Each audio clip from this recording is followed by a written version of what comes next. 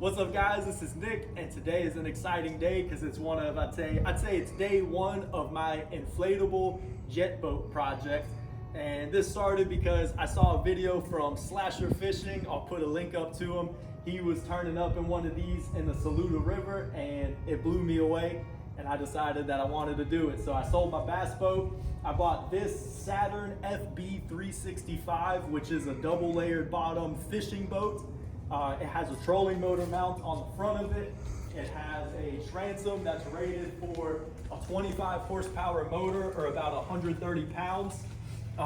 One thing about it, I bought it used, got a great price for it, but it did not come with the plywood that's supposed to be underneath this inflatable floor right here. And it's a little deflated right now, but I got really lucky because I found the aluminum floor option, which I was told is very important for once you put a jet on one of these.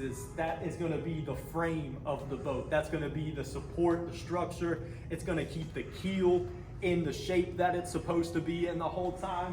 So I got super lucky and was able to find the full aluminum floor set for it, which is awesome. And I'd love to try to get this installed today, but hell yeah. And then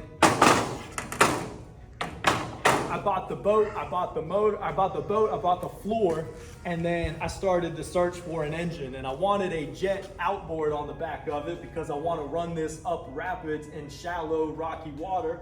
And that is exactly what a jet shines in. And I learned that it's very difficult to find these. I couldn't find any of them on Marketplace, on eBay, on nothing. But I knew that they existed because I've seen YouTube videos of them. I joined a Facebook group, and there are a bunch of really helpful guys in there. And what they recommended is that I change my Marketplace location to Virginia, Michigan, places with major river systems where these jets are much more usable and there's much more of them for sale. So I started seeing them up for sale, but a guy that actually was local to me hit me up in the group, said, hey, I've had this motor sitting in my backyard for a while. Come check it out. So I did, and it's this little lady right here. This thing is a 1986 Evinrude 25 horsepower motor. It has a starter on it. It's electric start, which is cool. He got it to fire right up, which I was blown away by. And look at how clean it is. Look at how clean, like this is all the original paint on the engine and everything. And like you can tell that these screws have never been touched or taken out before. It's for an engine from 1986, I'm pretty blown away by it. So today I've just been learning it, kind of understanding the problem areas. The only issue I see anywhere on it is just that the throttle, it could use some lubricating. It's I don't know if it's supposed to stick or if it's supposed to snap back and whatnot, but I'm gonna learn it. And then this system right here, this is neutral, which neutral I've learned doesn't really exist on these. It's not like a transmission or a normal lower unit where it separates the engine from spinning. It's just that half of the water goes this way, half of the water goes back, so you kind of have a neutral. But this works. This is drive right now, so the water shoots straight back out. And then this is neutral, this is reverse, and that just gets the water to shoot in this direction now. But the lower unit itself looks to be in really good condition. I'd love to pull the impeller out, polish it up a little bit, and also address this crack right here.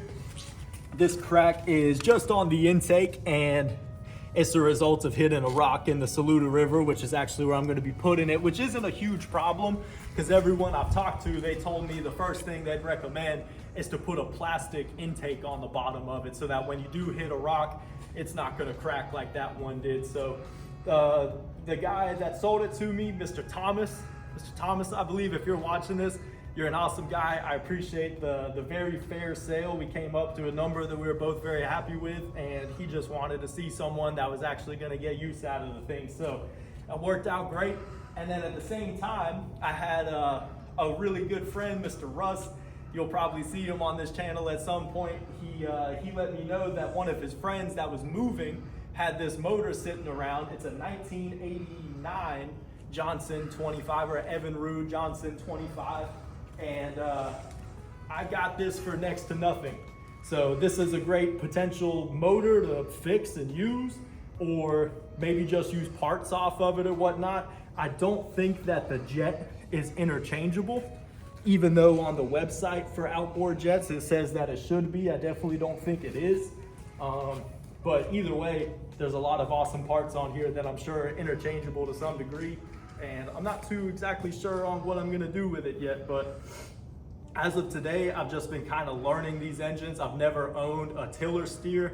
I've never owned one of these 25 horsepower motors, and I'm new to boat engines in general. So I'm just kind of familiarizing myself with them, but really that thing's ready to go. It doesn't need much. I just have to get a battery for it, a fuel tank for it. And I'm not sure what I'm gonna do yet for mounting it to the transom.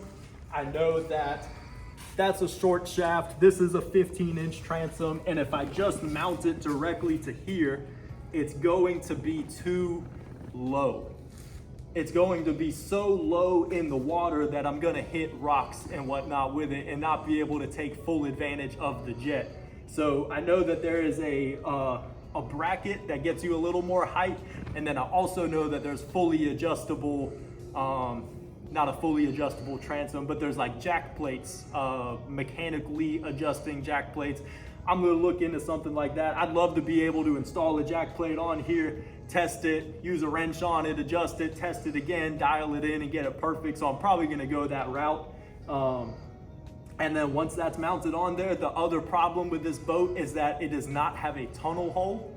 So a lot of the guys are running solar boats. Those have a tunnel hole, which basically means that the halfway point of the boat back is tunneled up and shallower, which creates a nice smooth flow of water directly to the jet motor.